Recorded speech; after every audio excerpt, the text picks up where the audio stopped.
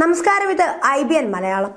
President തിരഞ്ഞെടുപ്പിൽ കമല ഹാരിസുമായുള്ള പോരാട്ടം സൗന്ദര്യതലത്തിലേക്ക് മാറ്റി ഡൊണാൾഡ് ട്രംപിന്റെ വിമർശനവും പരിഹാസവും.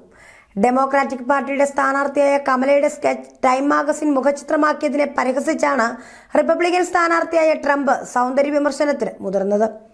ടൈം മാഗസിൻ കമലയുടെ പല ഫോട്ടോകളും നോക്കി നല്ലൊരെണ്ണം കണ്ടെത്താൻ പരാജയപ്പെട്ട് ഒടുവിൽ ആർട്ടിസ്റ്റിനെ കൊണ്ട് വരപ്പിക്കുകയായിരുന്നെന്ന് പെൻസിൽവേനിയയിലെ തിരഞ്ഞെടുപ്പ് റാലിയിൽ ട്രംപ് പറഞ്ഞു. ടൈം കവർ കണ്ടപ്പോൾ ഹോളിവുഡ് ഇതിഹാസങ്ങളായ സോഫിയ ലോറനോ എലിസബത്ത് ടൈലറോ ആണോ എന്ന് ആദ്യം തെറ്റിദ്ധരിച്ചു.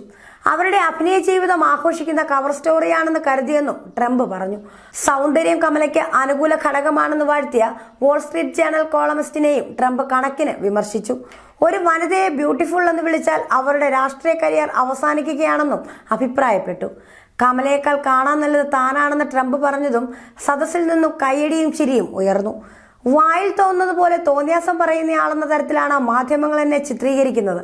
ഞാൻ സത്യത്തിൽ വളരെ സ്മാർട്ടായ ഒരാളാണെന്നും ട്രംപ് വിശദീകരിച്ചു. കമല കടുത്ത ഇടതുപക്ഷക്കാരിയാണെന്നും ചിരി കേട്ടാൽ കിറുക്കുള്ളതുപോലെ തോന്നുമെന്നും ട്രംപ് പതിവായി പറയാറുള്ളതാണ്. അഭിപ്രായ സർവേകളിൽ കമലയുടെ മുൻതൂക്കം തുടരുന്നതിനിടെയാണ് എതിരാളി വിമർശനം ശക്തമാക്കിയത്. ഡെമോക്രാറ്റിക് പാർട്ടി ദേശീയ കൺവെൻഷന് ഷിക്കാഗോയിൽ തുടക്കമായി. വ്യാഴാഴ്ച വരെ നീളുന്ന കൺവെൻഷനിലെ പ്രധാന ഇനങ്ങളിലൊന്ന് പ്രസിഡന്റ് സ്ഥാനാർത്ഥിയായി ഔദ്യോഗിക നാമനിർദ്ദേശം സ്വീകരിച്ചുള്ള കമലയുടെ മറുപടി പ്രസംഗമാണ്. അന്നത്തെ പ്രസിഡന്റ് ലിൻഡൻ ബി ജോൺസൺ മത്സര രംഗത്തു നിന്നും പിന്മാറിയതുൾപ്പെടെ സംഭവബഹുലമായി തീർന്ന 1968 ഡെമോക്രാറ്റിക് പാർട്ടി ദേശീയ കൺവെൻഷന്റെ വേദി ഷിക്കാഗോ ആയിരുന്നു. വിയറ്റ്നാം യുദ്ധവിരുദ്ധ പ്രക്ഷോഭക്കാർ പരിപാടിയിടയ്ക്ക് അലങ്കോലപ്പെടുത്തി.